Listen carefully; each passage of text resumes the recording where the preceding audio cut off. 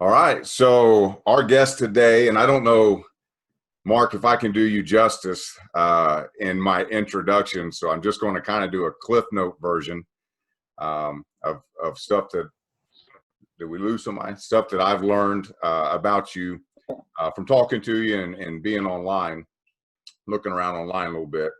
But Mark is a music producer, and he's got, now get this, 36 international gold and platinum record awards.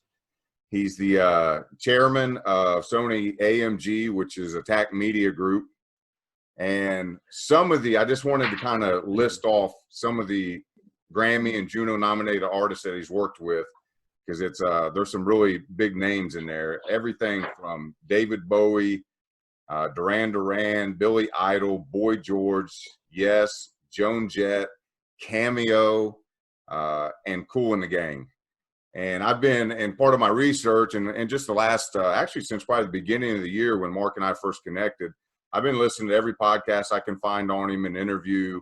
And he's just got so many great stories from a lifespan, man, decades in the music industry. You make it sound like a long time. Well, there's so many great artists that it's hard to deny that it was, 70s, 80s, 90s, 2000, all the way to now. Right. Which is just got to be a very cool blessing. And when I read Cameo, I thought of Larry Blackman. Now, was he the lead singer when you were working with them? Yep. Yeah, he was. That was when they were signed to Polygram. I used to do. I was on retainer to Polygram for independent mixing, so they would bring me in to mix, and I worked exclusively in the urban department. And that's where I got involved with Cash Flow, which is Larry's son, Cameo, Kool and the Gang. I did many mixes and for Kool and the Gang, and the biggest one being She's Fresh, which was a worldwide smash. So whenever they had something urban oriented or dance oriented, so they get the single in, and then they say, okay, let's call Mark Rip's remix. Did Bar K's Sex, which was a groundbreaking remix with samples. And I mean, thinking back on the records that I made, some of the samples that I took off of other people's records to put onto these remixes just to make them interesting. Gosh, quite a lawsuit that would be. Right. Yeah, so I was at Polygram, and Jerome Gasper was head of Urban A&R out of New York. I believe he's originally from Atlanta, and I just when I started doing a lot of major label remixing, the mixes that I did became very successful in the clubs, and that's when Jerome and I met, and I started making records for Jerome. And he signed a couple of acts that I was producing, but we had a great relationship for several years, all through the late 80s, to get records up and running in the clubs, not only domestically, but internationally as well. Remember that they used to white label records and send them over to the UK or Germany or Australia and white label them. Nobody knew what they were, who they were, and they'd start playing them, and then they'd become these monster records, and then they'd announce who the record was, and then they'd import the record back into the States. So they did that quite a lot in the late 80s in the dance market, and it was a very successful technique. Now, was the white labeling a way to kind of test a group out or test a song out? Test the song out without giving away who it is, in case the clubs didn't like it, and they said, his last record sucked, whatever, So yeah, but it was a very successful technique that Polygram came up with for the dance market, and it worked very well for them for many years.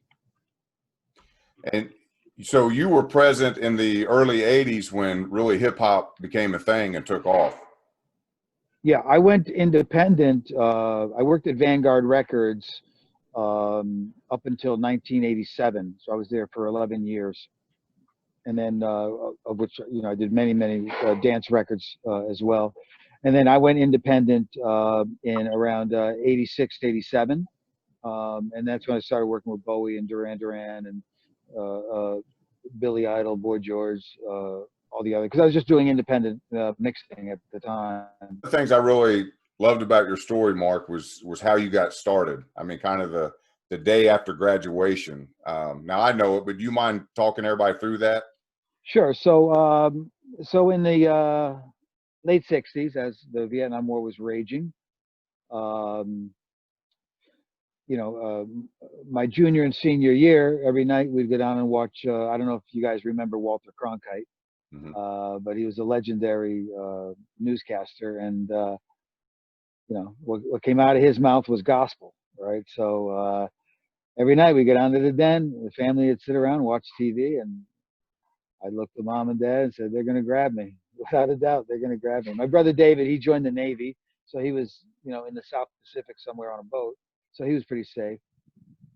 So my dad said, okay, what do you want to do? And I said, well, I like music. And he said, okay, find a school. So that's what I did. I found a school in Midtown, Lower Manhattan, down by NYU, Washington Square Park, called the Institute of Audio Research. And I went there for 2 years. I did my junior and senior year. I went into Manhattan at night and did these courses that become an engineer. And we did our studio workshops at Vanguard Records Studio, which is where I ultimately wound up working for 11 years later on in my career, with a legendary engineer named John Warham, who kind of wrote the book, The Engineer's Handbook. So I did that, and I graduated, and then I registered for the draft on May 17th because we had to by law. And then the day after I graduated, I flew to London, England. I planned it all out and wrote the favorite studios of my favorite records, Led Zeppelin, Elton John, and found out where they were, and just pounded the streets of London for a couple of weeks. And I got a job ultimately with Sir George Martin, who produced all the Beatle records. And I worked with Sir George at Air Studios, was his studio, for 2 years. Worked on many great hit records, from McCartney and Wings to ELO to Carly Simon, to Deep Purple, to and I was just an assistant. I was just I was getting coffee for people. I was rolling up mic cables. I was a tape operator, ran the tape machine, punched in, punched out. And that's what tape operators did. Ran for coffee, ran for cigarettes, and that's what I did for the better part of a year. And then I was very fortunate to work with. They used to stick me with the American clients a lot because I was from New York, Brooklyn, and they would they put me with Carly Simon, and that was the first credited record I had, was You're So Vain, by Carly Simon. So that was the first record I got my name on as an engineer. No small record for your first. No, that was a biggie. That was a biggie. Yeah. So I mean, that to me, it's something I really want to hear, young guys and gals to hear, is the day after graduation, with a little money in his pocket, he goes to a foreign country, and you didn't know anybody there, correct? I didn't know anyone. No, nobody. Rented. But I knew that sound. I mean, I love that sound, right? That Brit sound.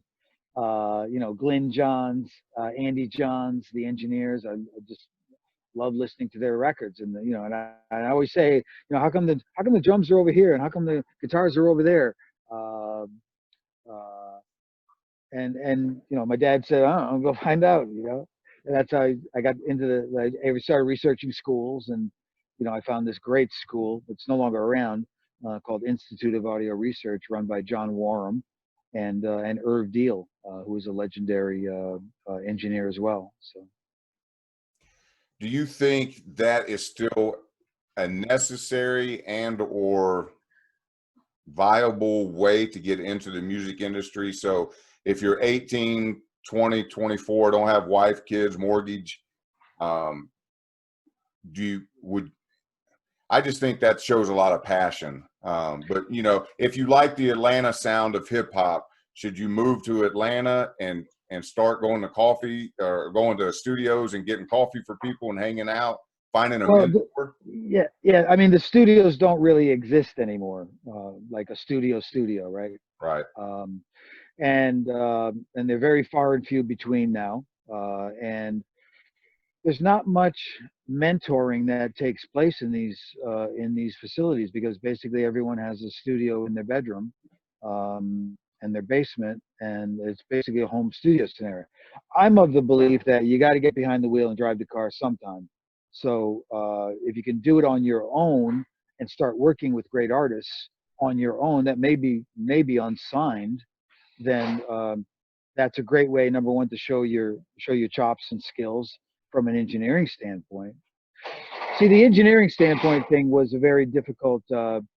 It's hard for me to understand in today's market, because like I'm in my office all day long, and I'm saying to myself, to my assistant, who's this? Who's this? Who's this? Because it all sounds the same to me, right?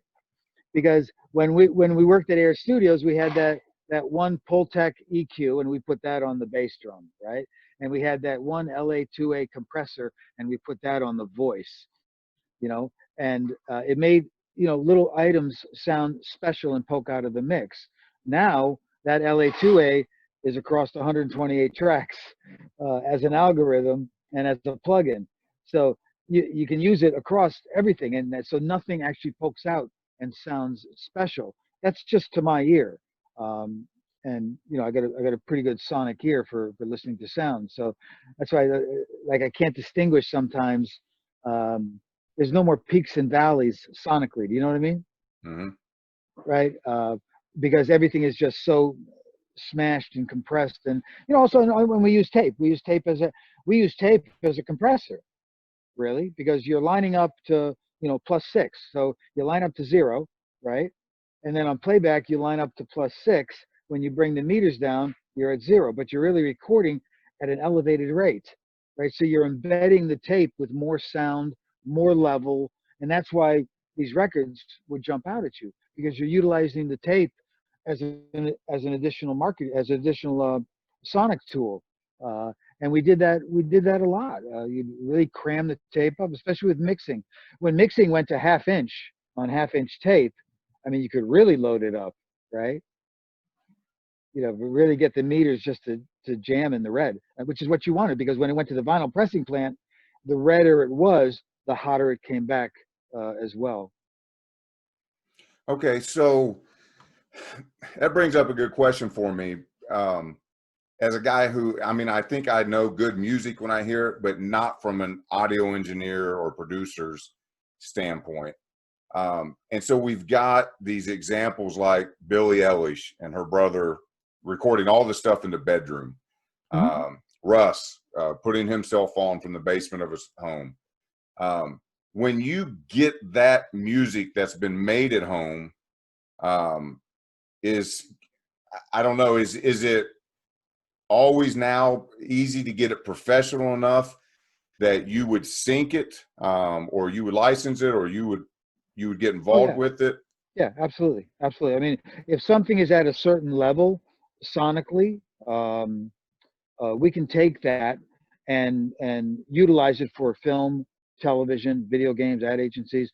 We place quite often bumpers and stingers in movies, which is coming out of a scene and going into a scene. Just little, you know, 5 to 10 to 12 second clips of instrumental music.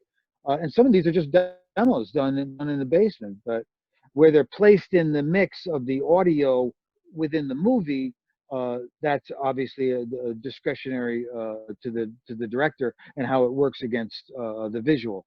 Because that's always that's full stop. The end of the line is the director makes the call.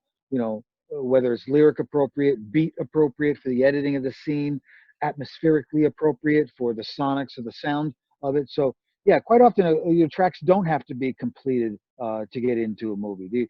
The Celine Dion song was actually a demo from the Titanic. They went back, they tried to cut it, they recut it, and then at the end of the day, James Cameron said, you know what? the demo sounds great. Let's just go with the demo. And that was the worldwide smash and the, you know, the lead single off the album for the soundtrack.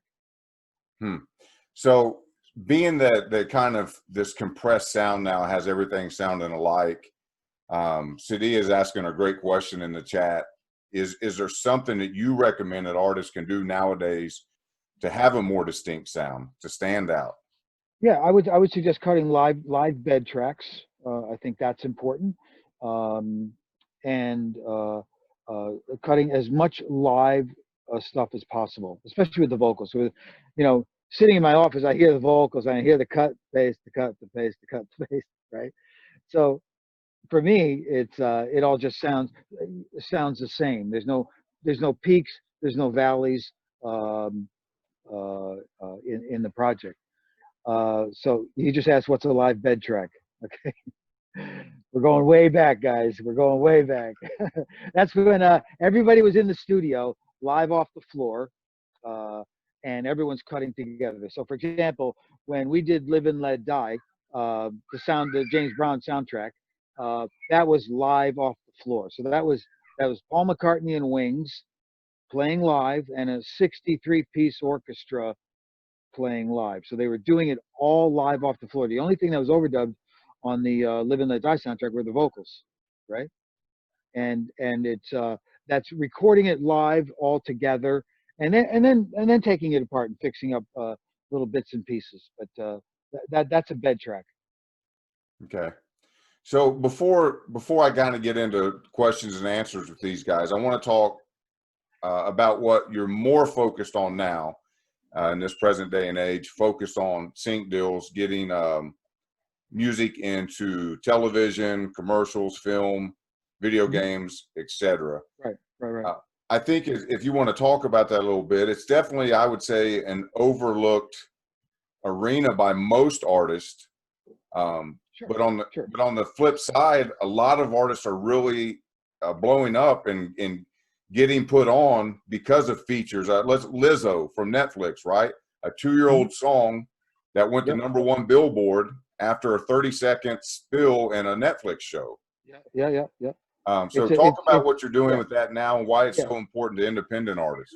Yeah, so AMG has a division where we put music into feature-length films, television programs, movie trailers, production companies, wherever we can utilize, wherever we can generate revenue from third-party utilization of the masters and copyright. So it's imperative that the clients own their masters and they own their copyrights, so that we don't have to chase people around and get the master cleared. So, for example, if like Dolly Parton sang a Willie Nelson song, I'd have to go to RCA and clear the master. Why? Because they own it, they paid for it, right?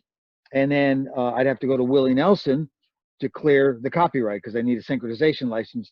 You know, anytime you put audio against a visual format, you need a synchronization license, and that's to protect music from being utilized, you know, in a Donald Trump ad, or you know, a porn movie, or you know, cigarettes or drinking, or you know, where you don't want it used, or something that you don't support. So you need a synchronization license and you need a master use license.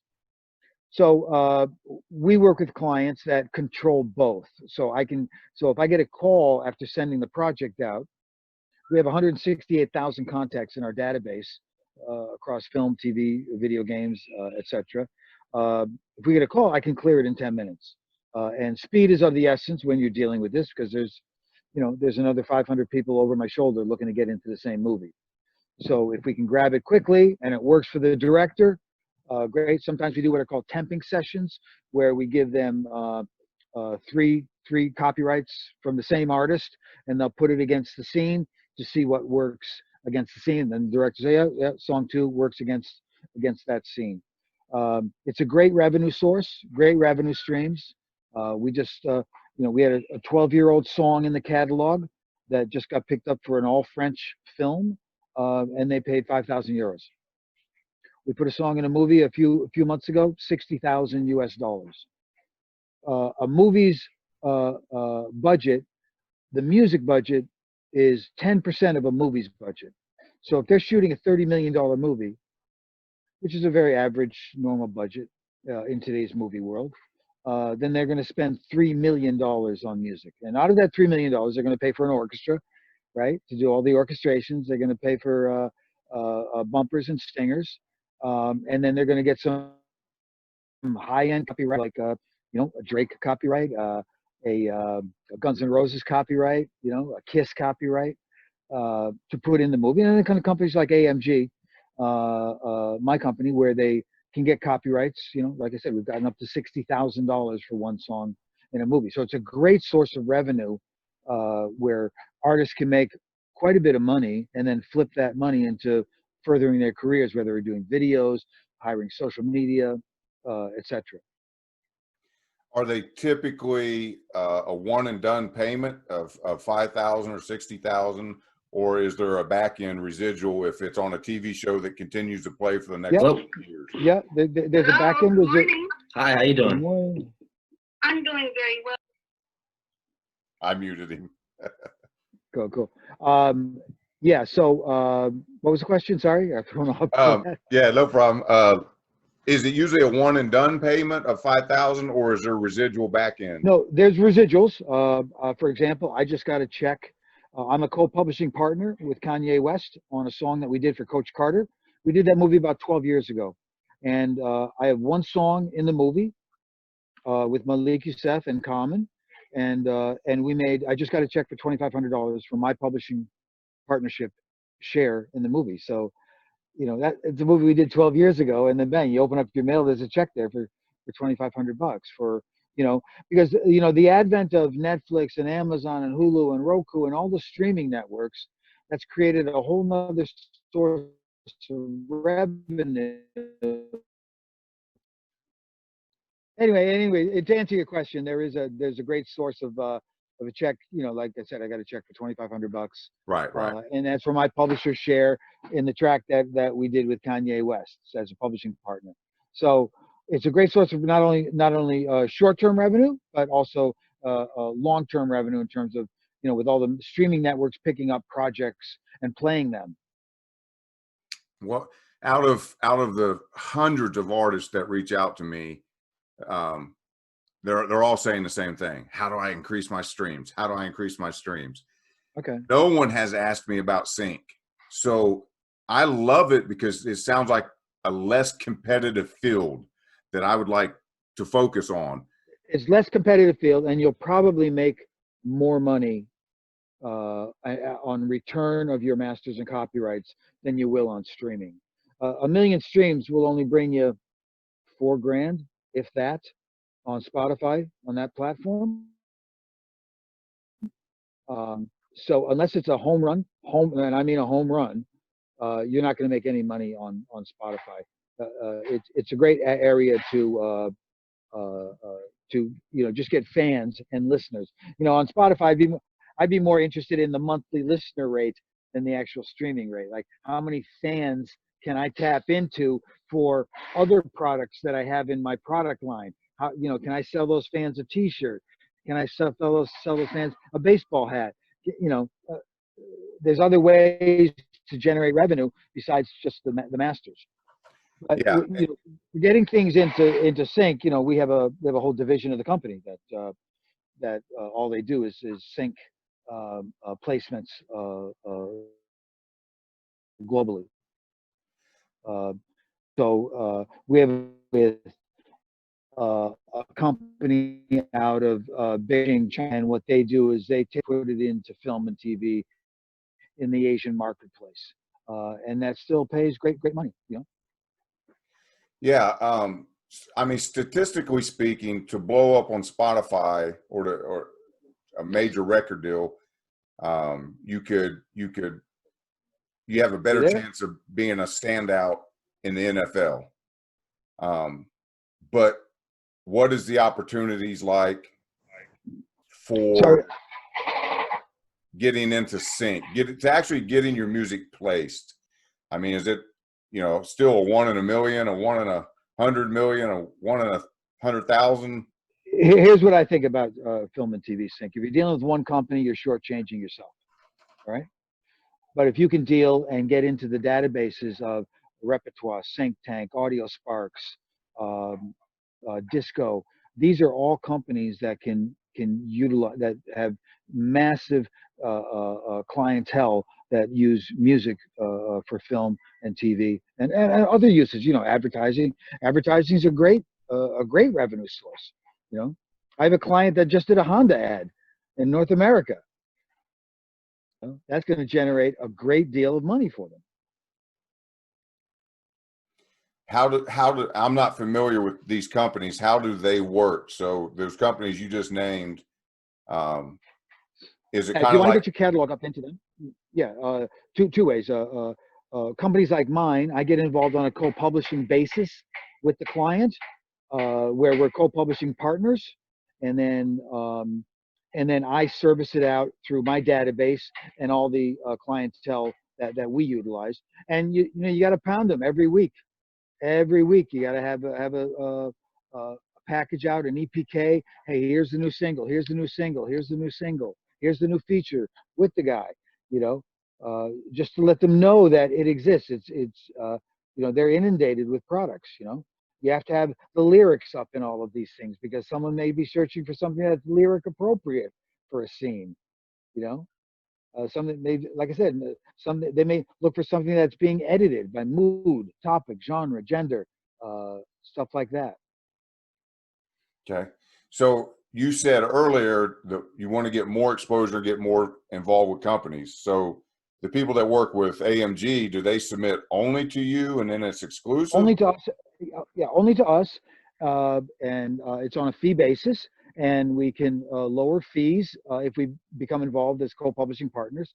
BMG Music owns 50% of our music publishing division, so they're a tremendous asset as well in terms of opening up doors for film and TV.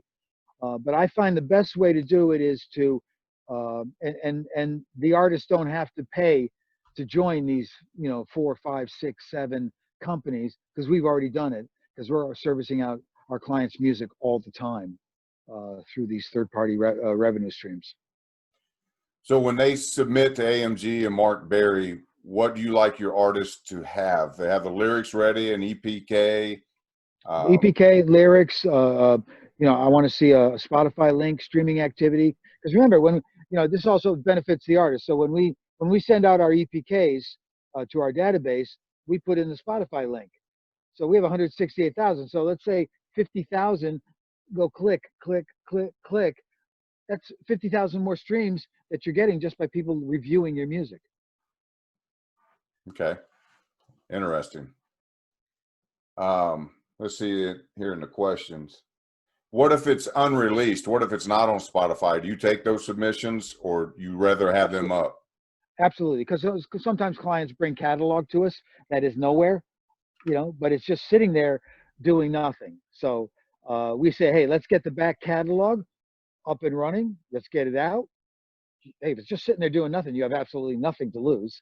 And quite frankly, as an artist, you shouldn't care whether it's song 1 you wrote 5 years ago that's put in a movie or song 1 you wrote yesterday that's put in a movie, because it's all creating value for your masters and your copyrights, which is the most important thing. If you have no value associated with these masters and copyrights, and I'm not talking about perceived value, I'm talking about financial value.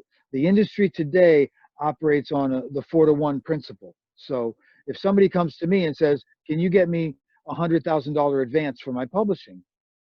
Yeah, no problem. I can get you $100,000 advance, but you know what? I got to show $400,000 in receipts, okay, over the previous years, because that way the publishing company knows that that 100 grand is safe in a pipeline of 400,000, right? And that's just the way the business model has changed today, right? Nobody gives free money, and there is no more perceived value of masters and copyrights. It's got to be very calculated down to the penny. Yeah, and we've talked about that a lot in our community, right, guys? That this is like startup. You've got to have a customer base. You've got to have income coming in before somebody else, like a label, is going to come along and inject more money, a venture capitalist, so to speak, into your project to blow it up. You've got to have the ball rolling. Let's take some questions from you guys, other than in the chat. Let you speak to Mark yourself. Who's got a question? Just by a show of hands, you can just wave it in the screen and I'll unmute you. All right, we'll start with Red. Let me, did you mute yourself or did I mute you? I muted. I just unmuted. Okay. Great. Go ahead. So I've had several different EPKs created. Some of them I liked, some of them I didn't like. I guess because of how whoever I had created it, I just think they didn't know what they're doing. So when we talk about EPKs and how to deliver an EPK, I have a website that has all our videos up and has some music up. Is that a valid EPK for someone when you send a link or that has the music? No. It's got to be one sheet. You got to remember, it's all based on attention span, right? Like, you know, it's got to be one page. You got a short little brief bio, big letters. The Spotify link, social media links, Instagram, Facebook, if they're interested in it. Pic of the artist and a pic of the actual single or album that's in Spotify. Short, sweet, get in, get out, right? They do not have the time to sit there and go through 4-page EPKs. It just doesn't exist. Okay. Oh, it's okay. In regard to the EPK, like sending out the EPK, I know you said to put the single or album, whatever, on the EPK. Can you send the same one? So for example, you want to send it every week. So 4 times in a month, every week, you send that same one. Every week. These supervisors get projects and projects and projects all the time. So it's always great to know, as a music supervisor, to have access to this music and always keep it going in their ears. Not only from a lyrical standpoint that may work for a scene that they're working on, or from a musical standpoint as well for a specific project. And then based upon that, this is just a bigger question. You describe certain steps in the process, but like, can you describe from the beginning to the end of the process? Meaning like, okay, you have your song, you have your album artwork, you want to get it on a TV show or movie or something, like how you find the people. You don't really have to describe the email part, but just like how you do that. So basically, the way we did it at the company is that we have a massive database that we've been accumulating over the years, and we just picked out the areas that were generating revenue. Okay, so the easiest area to go after in terms of generating is television, because there's just so much television. Okay, and they all need music. All right, so basically we just created a database. So we went after television music supervisors, film music supervisors, video game music supervisors, advertising agencies, their music departments that put music in ads, production companies that utilize music in third-party ways that pay you money, and that's really how it's got to be done. Okay, but as an artist, as an independent artist, how do you get even on this database? You get what I mean? Like, how do you get to that point? That's why all roads lead to AMG. Send it to Mark. No, we've spent years creating a database that is very effective. We don't peddle crap. We send stuff out. We notate, you know, this is something that's maybe beat appropriate, maybe lyrically appropriate for whatever you're looking for. You know, a lot of times we just get stuff that says, hey, we need a film that talks about walking through a field with, you know, roses on the side.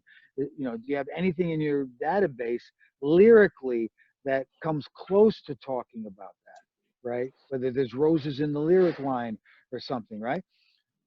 And we just go through the database and pick up a review. And then they do what are called temping sessions. They'll put the song in, song one, they'll put it in whatever scene they're looking for, right? Okay, thank you. Sure, my pleasure. Who else got a question? Show of hands. All right, D, I see your hand first. Go ahead. Yeah, as far as, I'm sorry. You can go ahead.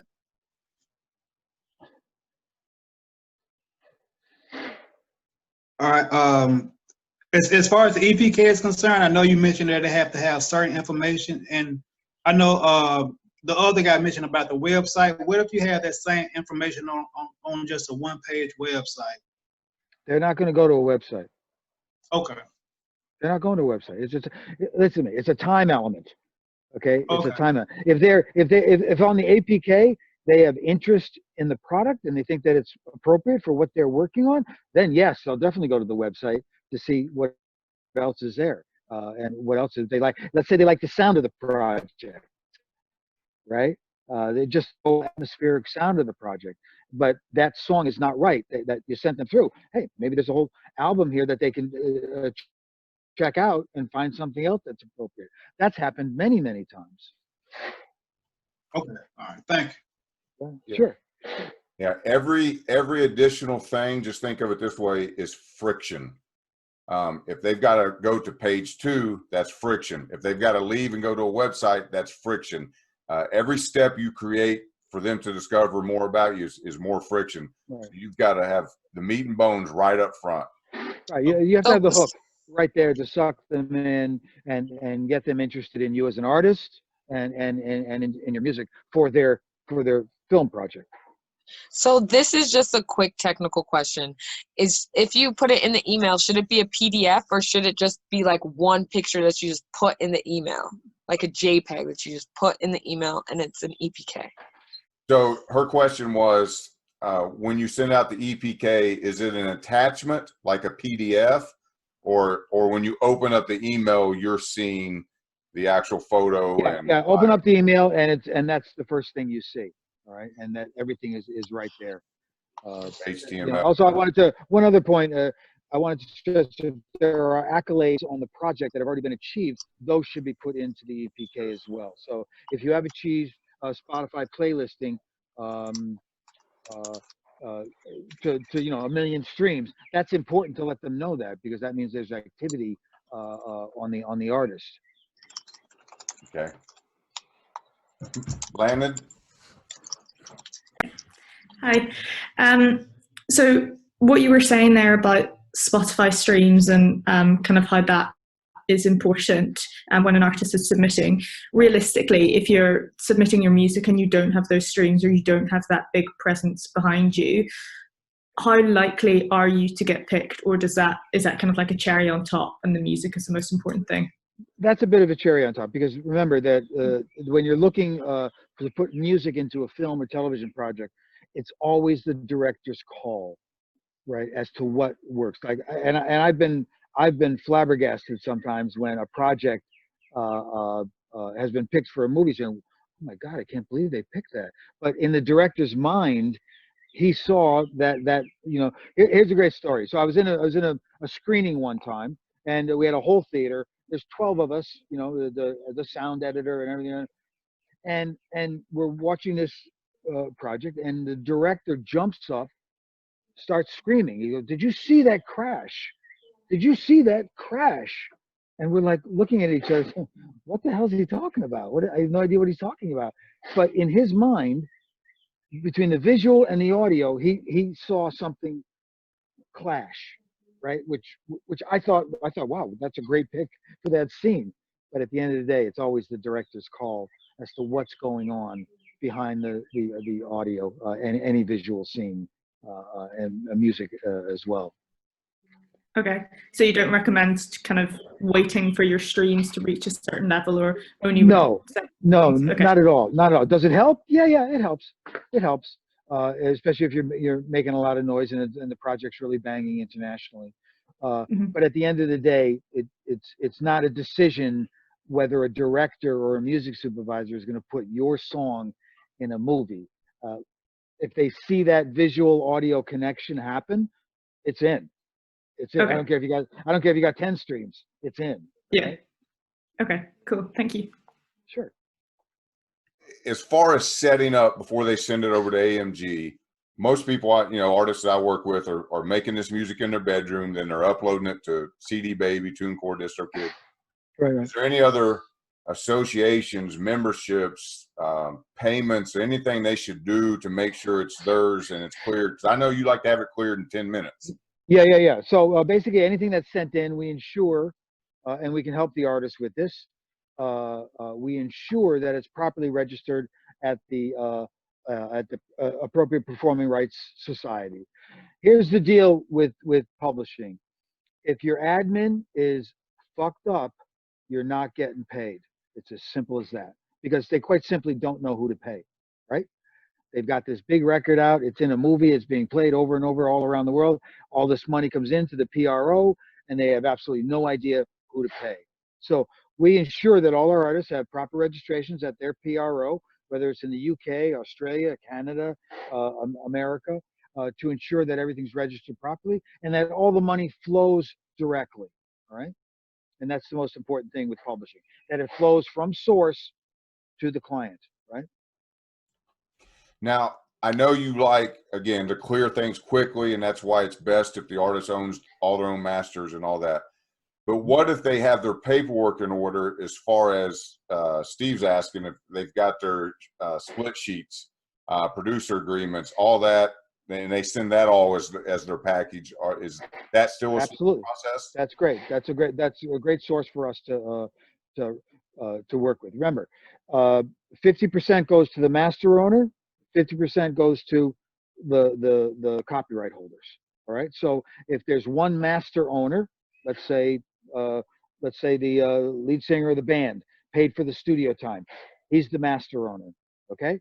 And let's say there's two writers. Okay, and they both have their own publishing company. So it's on a $10,000 deal, it would be 2,500, 2,500, and 5,000 to the master owner, right? And that's typically how it's split up. Red, go ahead. Yeah. So basically, when you first was talking about joining several different curators, how do we join AMG, right? It's I think that's on everybody's mind right now. Yeah. Okay. So AMG is a music, film, and television company. So we have an entire promotion and marketing division for across Spotify playlisting, film, TV, video games, etc. We do a lot of international licensing. We have a website, theamgcorp.com. You can go check that out, and then that would be it. And then we put together a proposal for you. You can work through Scott on this and put a proposal together for you to review. We typically take on projects for 1 year, 12 months. So it incorporates many, many singles. So for example, if you have a new album out and you want to work that single, not a problem. But if you have 3 albums in the catalog, great. Let's service those to film and TV, because they're just sitting there doing nothing, right? So you don't know what's going to generate revenue, because once something's placed, it automatically creates value for your assets, your masters, your copy. These are assets, right? Which can be long-term assets. Like I said, we had a song picked out of our catalog, 12 years old, a 12-year-old song. We made 5,000 euros on a French-made movie in France, right? So that's the key to servicing. You have to let people make them aware that the catalog is available, right? Does that answer your question? Yes, it does. I think that I'm getting, every time I do one of these, get a lot of valuable information, and I appreciate you providing it for us. Yeah. Thank also, if we can become co-publishing partners with the client, then I'm going to lower fees all the way around on the project, because that gives me a little bit of back end in the project as well. And like I said, BMG Music, they own 50% of our music publishing division. They're great with administration to make sure that all the proper paperwork's initiated worldwide. Another area that you may want to think about is, remember, when that song is in that movie and that movie clip goes on the internet, let's say that 2-minute clip and your music is in it, okay? And let's say 80 million people looked at that clip. That means 80 million people listen to your music too. Okay. So how do you get paid for that? Okay. So we now have deals with Sound Exchange, MROC up here in Canada, Musicians' Rights Organization of Canada. So that ensures that when 80 million people listen to that, saw that scene, and they heard our music with that properly registered ISRC code, you're paid. Okay. Mhm. So, like I said, there's many sources of revenue. There's broadcast, there's internet play, and there's the initial advance payments for putting something into. So, like for example, we have a deal with MTV. Do they pay our clients for their music? Nope, they don't pay. But you get a song in Jersey Shore that's played in MTV Malaysia, MTV Japan, MTV South Africa, MTV South Korea, MTV Mexico, you're going to make a lot of money on the back end. Absolutely. Mhm. And you want to ensure that the back end is properly registered and administered, all right, on your behalf, right? And that's what we do. We make sure all the revenue flows back to the source, right? I have one question. You were talking about publishing companies. As an independent artist, is it recommended to start your own publishing company rather than put it under your name? Yeah, absolutely. Start your own publishing company. Absolutely. What is the advantage of that? Well, the advantage is, number one, setting up an entity that controls the copyrights. Okay, so for example, if I put something in a movie and let's say it generates, I don't know, $500,000. Do you want $500,000 delivered to you personally, or do you want it to go into an entity where that is protected through corporate protections, and monies can be administered out for running your company, for administering your company. So that's the reason why you want to set up an entity that controls the copyrights. So what do you recommend? Like an LLC, an S Corp? Like what do you recommend just for one person? Yeah, just LLC. You know, you can do it in Wyoming, which is a tax-free state, for $120. You know. Oh, okay. Yeah. Thank you. Yeah. And then Sadia, the protection it offers too. So if, you know, a year from now, one of these songs blow up, and then we see this all the time, and then somebody comes and says, she stole that song from me. Exactly. They Big can problem. go after the LLC, but that house you bought and your car and your kids and all that, you've protected it. Exactly. Great point. Perfect. Okay, thank you. I'm Googling it now. So just set up an LLC. Landon? Hi again. What would you say would be the first step for an independent artist like right now? Should I just start firing off EPKs to you? I don't hear you talking. Do you hear me talk? Can you hear? Yeah. Can anyone else I don't hear me? you.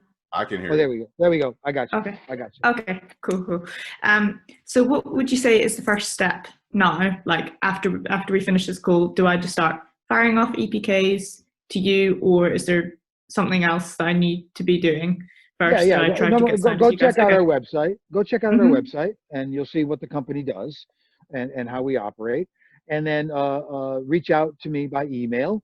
CC Scott on everything, so he's in the loop as to what we're doing. And then get me the EPK. I'll respond to you and get me the EPK. We should have some sort of a code in the header column, Scott, so that my assistant gets the emails over to me. Yeah, or if you want to send it to me, I mean, you know, he'll recognize my emails when they come. Send everything to Scott, and then Scott can forward it on to me, and then I can get out to everyone, you know, a proper proposal on how the company operates and what the company does, and you know, I'll send a co-publishing agreement as well. So if you're entertaining the thoughts of entering into a co-publishing deal with us, then great. Cool. Thank you. Sure. Perfect. So go ahead, bub. Thank you for the information. It's wonderful. Great. So if I had a lightweight publishing deal with TuneCore, do I have to cancel with them upon a new agreement? Yeah. Number one, TuneCore is not a publisher. Okay. They collect revenue on your behalf and take a commission on it. So their job is not a publisher. What a publisher does is a publisher exploits your copyrights. In other words, gets them out there to generate revenue and usages. Right. Basically, all they're doing, TuneCore, is collecting revenue on your behalf for exploiting more like the mechanical royalty of the master. That's what they're doing. So they're not set up where you know, they don't send out 168,000 emails in a database, you know, every day, you know, about clients' music, right? They're I just see. not set. They're not set up for that at all. Right? Yes, sir. So they're not pushing the product. No, absolutely not. No, I got they're collecting money is what they're doing. They're Thank you. collecting the administrative revenue from the masters that you have going out through them. Well, I'm just asking because that's the way they worded it. They charged me an $80 fee, and then they said they're my publisher. Yeah, Something they're like not that. they're not But exploiting. that is cool. That helped me a lot. Yeah, I think they're, you know, TuneCore, you know, all these other digital distributors, they're just collecting mechanical revenue that is already there from the masters and copyrights being played and downloaded through their system. Oh, Okay. I see. Got you. Thank you. Sure. And going through a distributor, an actual publisher, you know, if let's say Sony Orchard or somebody like that, you're going to reach where with CD Baby, TuneCore, and you're going to reach maybe 150 platforms.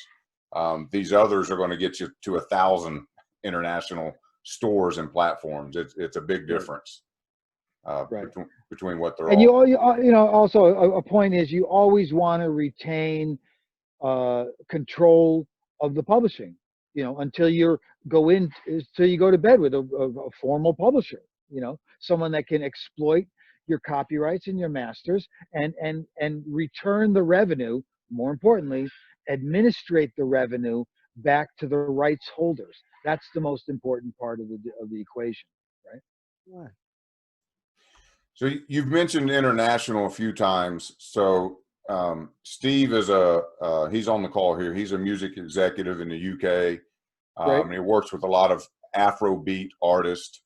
I work with Brazilian artists. I'm assuming submission to you with those. There's a bit of a market for that as well. Is that for Mark? Yeah. Yeah, absolutely. Absolutely. There's, you know, all kinds of music.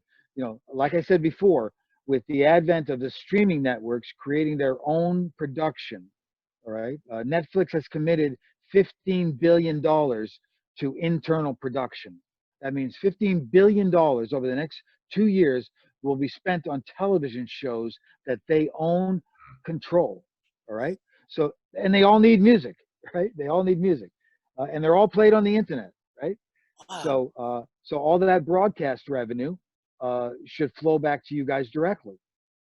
Yeah. I have so many business ideas. I'm like, oh. Great. Does AMG, when you create the contract with the artist, do you expect exclusive distribution rights for the year that you work with? No. Basically, we have a deal for distribution. We go through an affiliate division of Sony for distribution. That's not mandatory as part of our deal. You know, quite frankly, we don't care where it's distributed if we're exploiting the copyrights and the masters. It means nothing in what we're doing, right? You may have to give the master rights to the soundtrack holder for the movie and or TV show for inclusion in their soundtrack that may go out through a different distributor, which means you'll need to have a different ISRC code on the soundtrack version from your original version through your original distributor, right? But yeah, it's not mandatory. And quite frankly, the distribution of a client's music doesn't really mean anything in terms of the solicitation to film and television and video games and advertisers. Gotcha. Great. Thank you. Sure. Steve put in the chat box to talk about metadata and why it's important. Metadata is important. It's probably the most important part of this whole equation, because if someone is going in specifically to find, let's say, a lyric that talks to, like I said before, rose petals or whatever, they want to be able to put that into. We want to be able to put that into our system where the lyrics are in it, and they can search it just by making it lyric appropriate for the scene. All right, very, very important that we have all the proper metadata from registrant owners to the lyrics, mood, the topic, the genre, the gender. What's the song about? Very important. Now I know there's a wide variety, obviously, of films and scenes and music that's needed, but is there one particular genre that's kind of popping off in 2020, 2021, you think? No. Okay. No, it's really across the board. And like I said before, you have no idea what a director's vision is for that audio that's going behind his visual scene, right? That he created. So he wants to enhance that scene. So he's got to put the right audio against the visual scene. So it's always the director's call. So, and it could be, some of the stupidest songs, have been, successful songs in movies, and they're the most ridiculous, scenes, Okay. Okay. Now, I'm already on the website looking the information up, and hopefully I'll be able to get something out here in the next couple of days. I do need to update my EPK. Okay. So just be Well, looking get everything to Scott, and then I can have a conversation with Scott on the EPK and what my professional opinion is, and figure out the best way to go. Like I said, our deals are 12 months, so we're in bed for 12 months. All right, because we want to get the name, we want to get your name out there week after week after week after week for servicing your masters and copyrights out to film and TV. Right.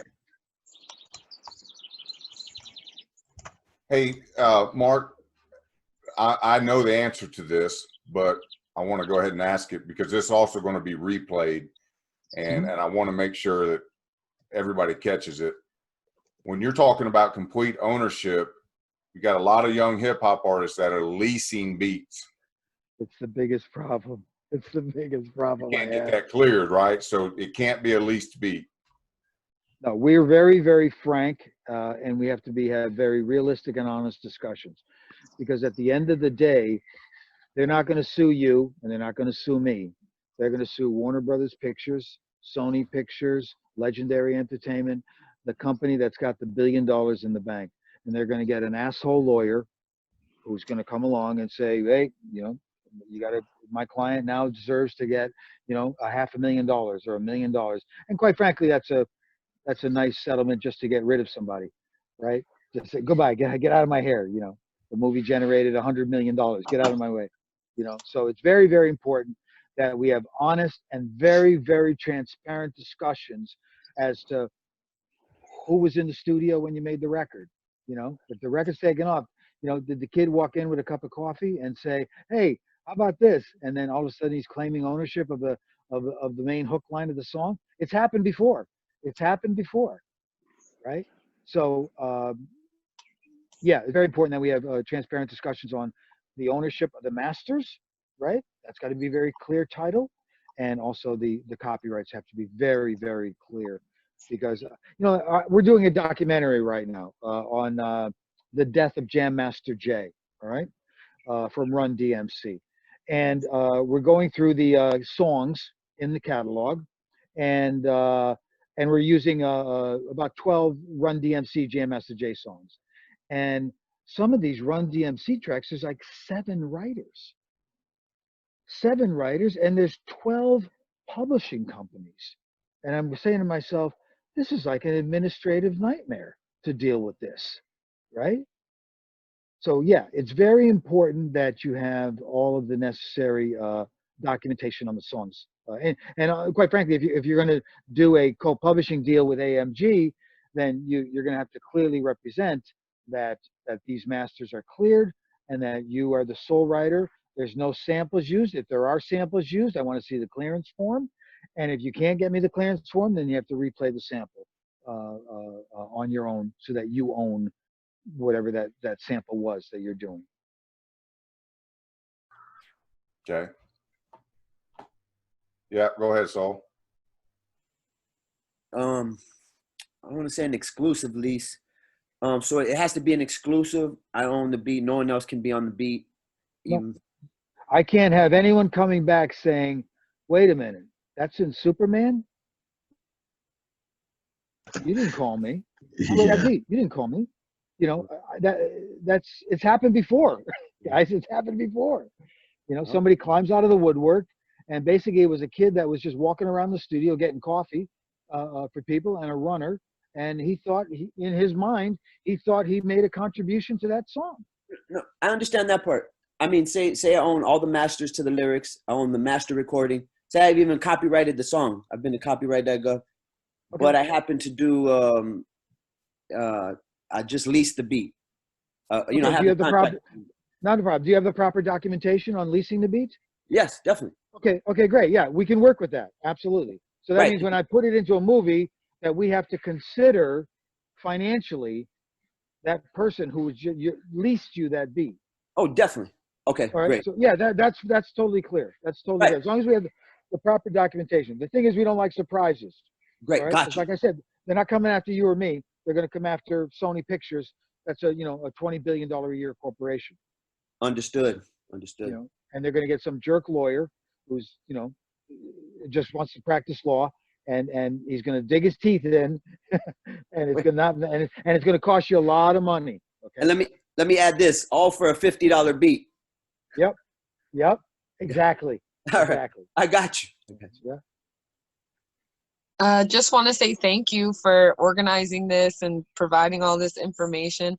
It's a lot of stuff that as artists, I feel like we know very little about unless you're like really into the business side of everything. Because a lot of the time we're just focused on making music and putting it out, and we want people to listen to it and appreciate it. So I think this is really good information. The film and TV angle is one additional way internationally, because when a movie comes out, it's released on an international basis, to hear your music and for people to appreciate your talent.